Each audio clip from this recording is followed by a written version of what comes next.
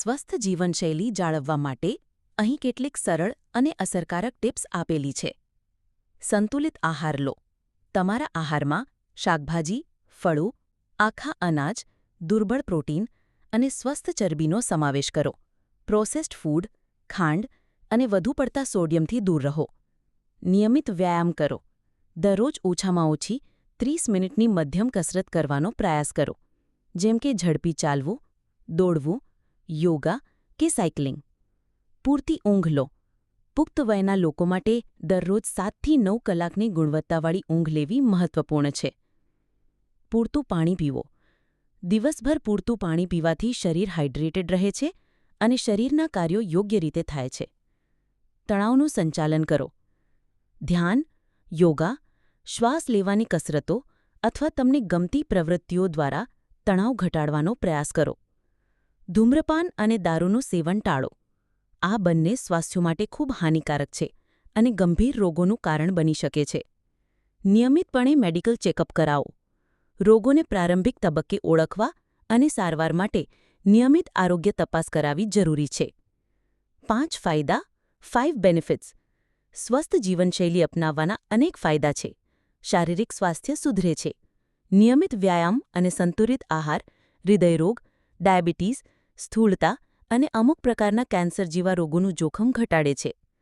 માનસિક સ્વાસ્થ્ય સારું રહે છે. વ્યાયામ અને પૂરતી ઊંઘ તણાવ, ચિંતા અને ડિપ્રેશન ઘટાડવામાં મદદ કરે છે, જેનાથી મૂડ સુધરે છે. ઊર્જાનું સ્તર વધે છે. સ્વસ્થ આહાર અને નિયમિત પ્રવૃત્તિ તમને આખો દિવસ સક્રિય અને ઊર્જાવાન રાખે છે. રોગપ્રતિકારક શક્તિ મજબૂત બને છે. યોગ્ય પોષણ અને જીવનશૈલી રોગપ્રતિકારક શક્તિને મજબૂત બનાવે છે, જેનાથી તમે બીમારીઓ સામે લડી શકો છો. લાંબુ અને ગુણવત્તાયુક્ત જીવન.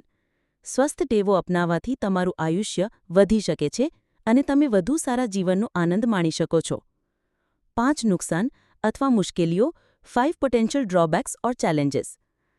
સ્વસ્થ જીવનશૈલી અપનાવવામાં કેટલીક સંભવિત મુશ્કેલીઓ અથવા નુકસાન પણ હોઈ શકે છે. પ્રારંભિક ખર્ચ. સ્વસ્થ ભોજન અને જીમ મેમ્બરશિપ જેવી બાબતો શરૂઆતમાં મોંઘી લાગી શકે છે.